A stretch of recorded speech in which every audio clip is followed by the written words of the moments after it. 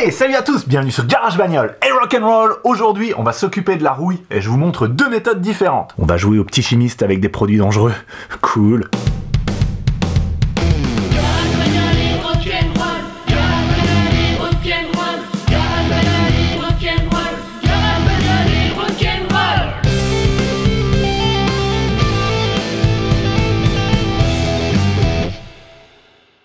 Alors regardez, j'ai ici un moteur qui est magnifique. Il a été dérouillé, mis en peinture, les joints ont été changés, le bloc a été repeint en noir brillant, le carter en noir mat. Et puis regardez ces belles pastilles de sablage jaune bronze. Et pour son petit nom, j'ai choisi les propositions de Jam vs The World et Grim Tech Jeux. C'est le Damachu. Merci les gars. Alors oui, il est magnifique, mais regardez, je dois remettre un support moteur comme ça, tout rouillé dessus. Franchement, est-ce que vous avez envie de voir ça? Moi j'ai pas envie de voir ça et vous non plus. Alors on va le dérouiller. Pour le dérouiller, je vais utiliser une première méthode qui est par électrolyse. Pour ça, il me faut une anode en inox, c'est mieux. Donc un vieux bout de tuyau comme ça va faire l'affaire.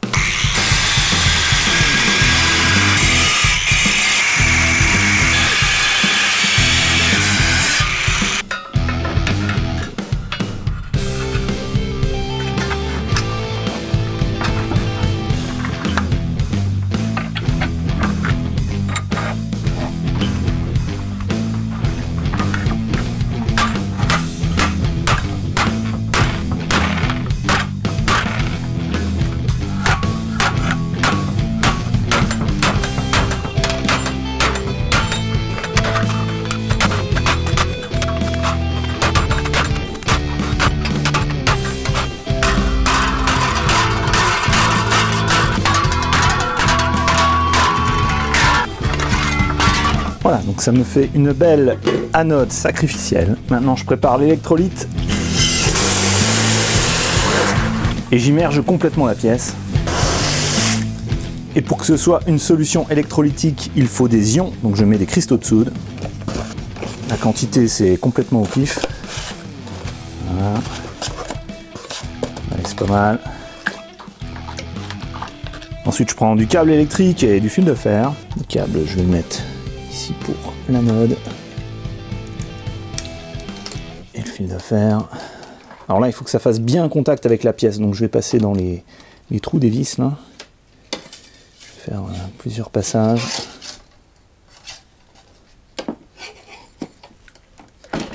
La pièce va donc servir de cathode et il faut surtout pas qu'elle touche l'anode. Maintenant, je vais envoyer du courant continu, ce sera du 12 volts qui vient d'un chargeur de batterie. Je vais brancher l'anode sur le plus, la cathode sur le moins, et donc ça va faire une réaction d'oxydation-réduction.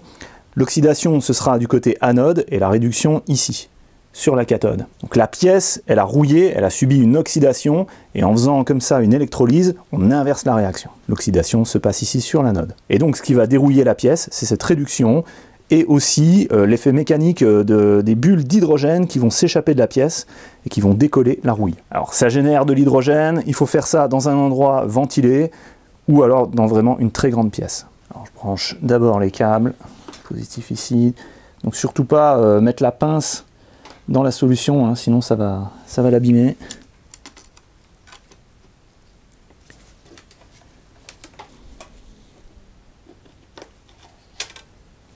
Et je branche le chargeur. Et là c'est parti, tout de suite. On voit qu'il y a des bulles qui apparaissent. Donc c'est bon, c'est en train de travailler pour nous. Ça dérouille et on laisse comme ça toute la nuit.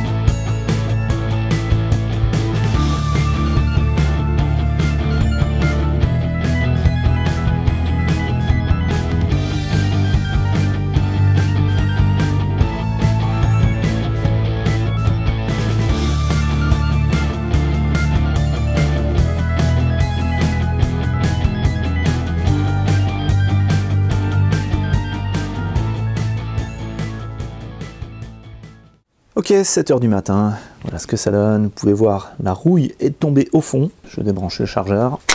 Là, il y a encore des bulles. Alors, je vais rincer ça dans un seau d'eau, tout simplement.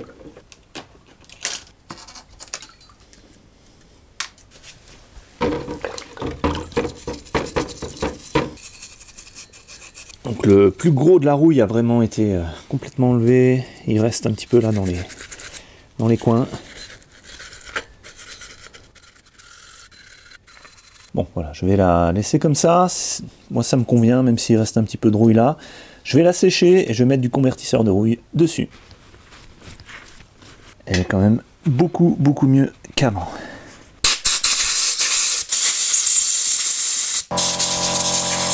Je dégraisse un coup avec le copain, le nettoyant frein.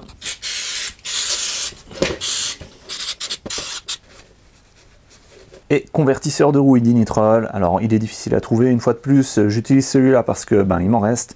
Dans la description, je vous mets un lien vers celui-là et aussi vers un autre équivalent, et peut-être même mieux que le dinitrol.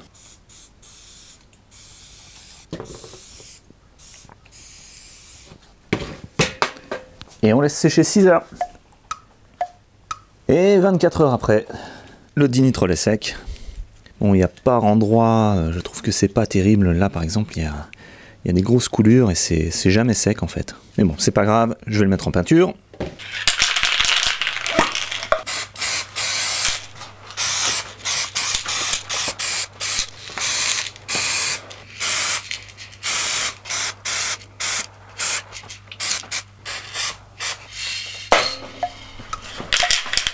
Deuxième couche.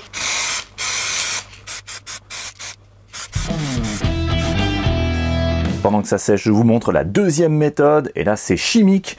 On va utiliser de l'acide chlorhydrique, de la soude. C'est une méthode que j'ai vue sur la chaîne d'un abonné qui s'appelle Le Bébé Peugeot. Je vous mets le lien vers sa vidéo ici en haut à droite, en bas dans la description. Allez voir, l'intro est purement superbe. Et là ça va être une méthode qui marche pour des petites choses rouillées, comme par exemple la vis de ce capteur.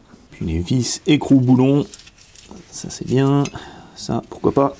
Alors je mets tout ça dans une verrine, si ça rentre.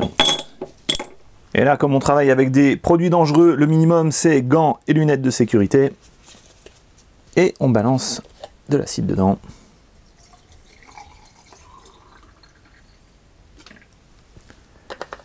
Ça réagit, donc l'acide va attaquer le métal. C'est assez violent, hein, donc c'est de l'acide chlorhydrique. Ça dégage pas mal d'hydrogène et ça a tendance à puer, donc faites ça dans un endroit aéré. Maintenant, je vais préparer une solution de soude. Voilà. Et je mets de l'eau dedans.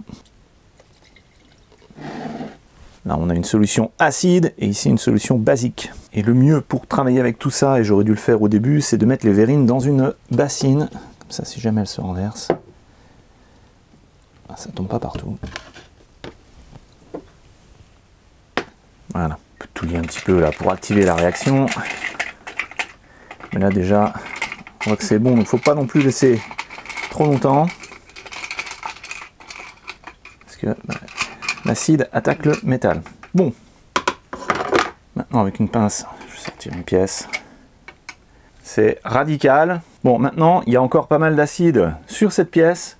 Donc pour ramener le pH au neutre, je vais le tremper dans l'eau mélangée à la soude, ça va faire une petite réaction. Ça va. Ok, et je termine en rinçant à l'eau claire. Voilà. Et là, tout de suite, il faut traiter parce que là, l'oxygène de l'air est déjà en train d'attaquer le métal. Une fois de plus, je mets mon convertisseur de rouille, il m'en reste peut-être un de ces 4. J'arrive à terminer cette bombe. Allez, je fais le suivant. Là, c'est impressionnant, c'est comme neuf.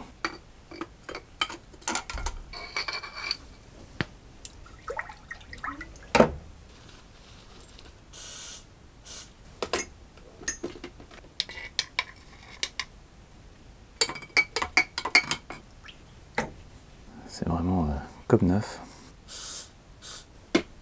Voilà, vous avez compris le principe, je fais le reste et on se retrouve juste après. j'ai refait quelques vis, dont certaines qui étaient fortement rouillées, celle-là par exemple. Et bon, le résultat est pas super. Donc cette méthode, elle a l'avantage d'être très rapide. Par contre, je trouve que l'électrolyse c'est plus efficace. Ou alors il faut peut-être simplement que je remette de l'acide chlorhydrique pur.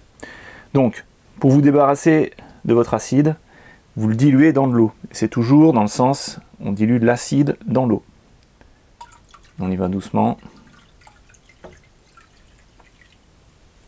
Vous voyez là, vous entendez, ça fait des petites bulles, ça réagit. Et je remets de l'acide chlorhydrique propre. Voilà, état initial, deuxième passage.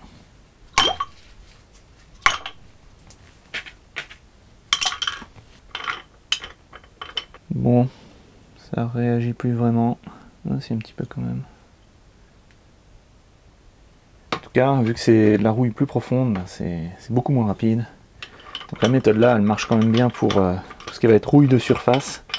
Mais là, quand c'est attaqué profondément comme ça, je pense que l'électrolyse c'est mieux. Je laisse agir quelques minutes. Alors voyons voir. Ah, c'est pas top. Hein. Bon, résultat, c'est un tout petit peu mieux, mais c'est quand même pas génial. Hein. Donc là, puis en plus de ça, les rondelles ne sont même pas séparées. C'est encore soudé par la rouille. Donc là, pour ça, électrolyse. Hein. Il ne faut pas laisser plus longtemps une vis comme ça dedans, sinon ça commence à vraiment bouffer les filets. Et là, du coup, votre vis, elle se retrouve très affaiblie. Voilà, cette pièce est dérouillée et repeinte. Voyons ce que ça donne. Écoutez, elle m'a l'air d'être repeinte au standard GBRNR, c'est-à-dire coulure apparente. Hein. Mais bon, c'est pas trop mal, c'est mieux qu'avant. Et donc maintenant, je peux mettre en place ce support qui va être en harmonie avec le reste du moteur, avec les vis et les écrous bien dérouillés.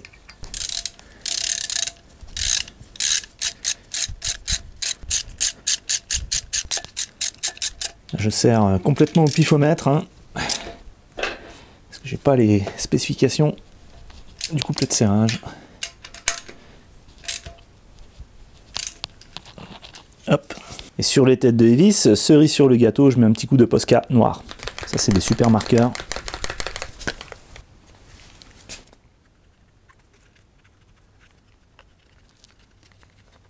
Et voilà, parfait.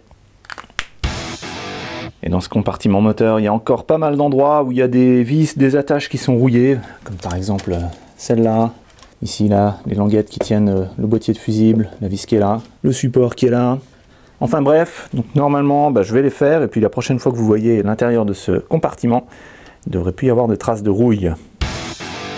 Dernier point, au niveau écologie, gestion des déchets et pollution, ce que vous récupérez au fond de votre bac d'électrolyse, mais c'est tout simplement de l'oxyde de fer. Et c'est quelque chose qui est présent à l'état naturel dans les sols, dans la nature. Et puis la solution avec la soude, eh bien, une fois diluée dans suffisamment d'eau, ce n'est pas polluant. Vous pouvez la récupérer pour nettoyer le sol de votre garage par exemple.